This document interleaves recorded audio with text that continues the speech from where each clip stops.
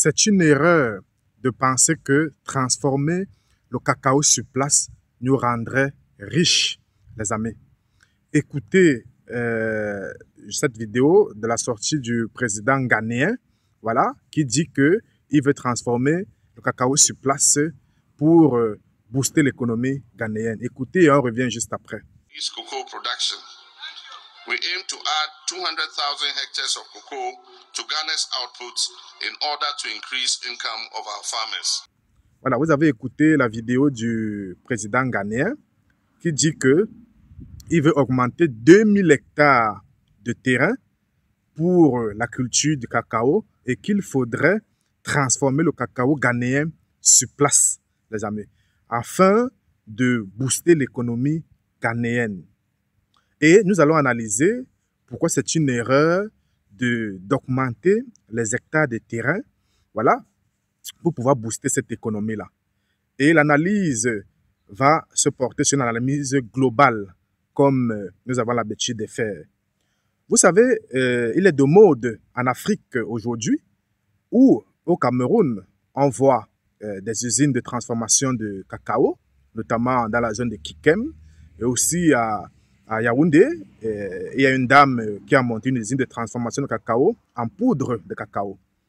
En Côte d'Ivoire aussi, on nous annonce qu'il y a des usines de transformation du cacao sur place localement.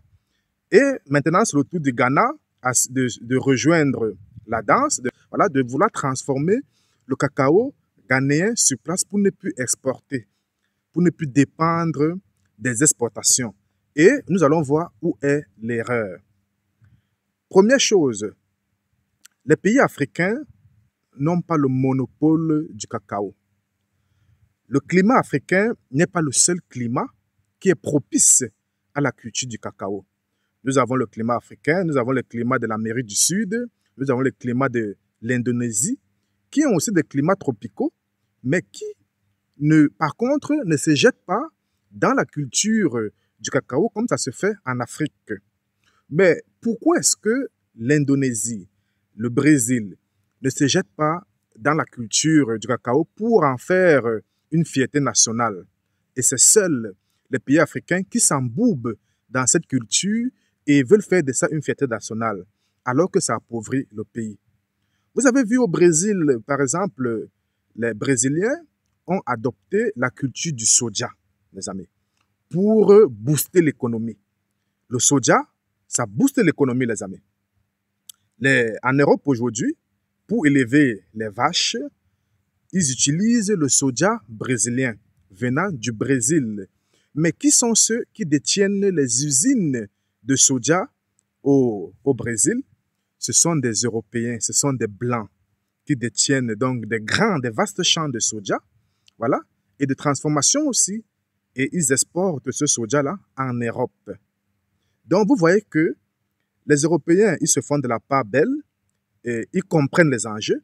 Voilà, ils ne tombent pas dans de l'esbrouf et tout, parce que le soja, c'est 3 mois, les amis. En 3 mois, tu as ton soja et en bénéficiant du climat tropical brésilien, donc ça veut dire que sur 12 mois, tu peux cultiver le soja 4 fois.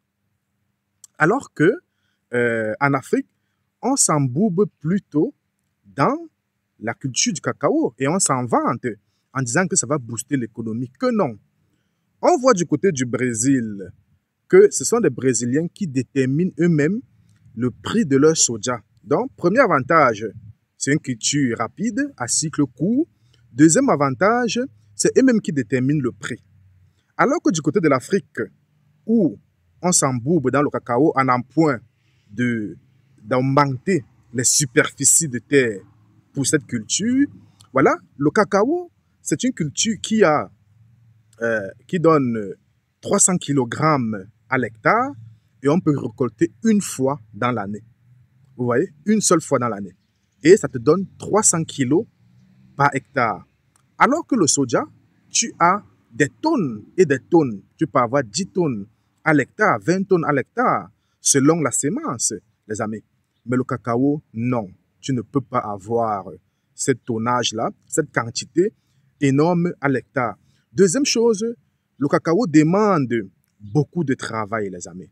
Le cacao demande beaucoup de travail humain, beaucoup de pesticides, beaucoup d'engrais que les pays africains n'ont pas. Les pays africains ne maîtrisent pas la culture, la fabrication, autant pour moi, de l'engrais. Ils ne maîtrisent pas la fabrication des pesticides. Donc, ça veut dire qu'ils seront dépendants donc, des produits importés, des pesticides importés d'Europe, les amis. Donc, vous voyez qu'il y a problème au niveau de la production ou de la culture du cacao parce qu'on importe tout. Donc, on est dépendant des coûts ou de la variation. On est dépendant de la variation des coûts. Vous voyez? Des coûts externes, des coûts étrangers. Voilà. Parce qu'on ne maîtrise rien. Alors que le Brésil fabrique même les pesticides, les amis, pour la culture de leur soja. Chose qu'on ne fait pas en Afrique. Donc, vous voyez qu'on est déjà plombé. Et troisième chose, en Afrique, avec le cacao, voilà, on transforme le cacao en poudre. Pour quel marché? Est-ce que le cacao fait partie de l'alimentation première des Africains? Est-ce que ça remplit les besoins primaires de l'Africain? Que non. L'Africain a besoin de s'alimenter bon marché. L'Africain a besoin du maïs, l'Africain a besoin du riz, l'Africain a besoin des céréales, en tout cas. Chose qui n'est pas favorisée en Afrique, mais on brade les terres dans la culture du cacao, les amis. Et c'est dommage, parce que ça va plutôt enfoncer l'Afrique. Ça va plutôt enfoncer l'économie de l'Afrique. Donc, il ne suffit pas juste de transformer le cacao localement pour s'en sortir, les amis. C'est une erreur de penser ça. Parce que ce n'est pas nous qui déterminons les prix. Le prix du cacao dépend des bourses étrangères, des bourses de New York, de London et j'en passe. Vous voyez? Donc, ce n'est pas à nous de fixer les prix. Donc, ça veut dire qu'en se jetant massivement, comme le gouvernement ghanéen, cette fois-ci, nous le fait entendre, voilà, c'est pour emprisonner, appauvrir beaucoup plus des Ghanéens, les amis. Donc, et il dit que, selon les chiffres, ils ont exporté 800 000 tonnes de cacao et ils s'en vantent. Non, vous avez exporté 800 000 tonnes d'argent. Voilà, vous avez exporté la souffrance des Ghanéens, des cultivateurs ghanéens qui cultivent de jour en jour, d'arrache-pied le cacao, mais sans avoir le retour, les amis, sans avoir voilà, le retour qu'il faut, le retour d'argent. Ils sont toujours pauvres parce que même la transformation ne va pas aider. Parce que sur le marché, pourquoi la transformation ne va pas aider? Parce que sur le marché ghanéen, voilà, l'Union européenne déverse, parce que le Ghana est ouvert. Le Ghana importe beaucoup de produits manufacturés de l'Occident, même le chocolat et trucs, beaucoup de produits manufacturés.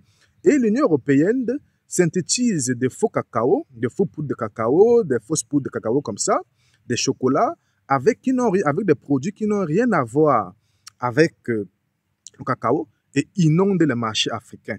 Donc, ça veut dire que le cacao produit localement sera plus cher et ça ne va pas avoir du vent en poupe sur les marchés africains vu le fait que voilà, les produits manufacturés qu'on va appeler cacao vont inonder le marché et très moins cher. Ce qui fait que ça va casser les prix également.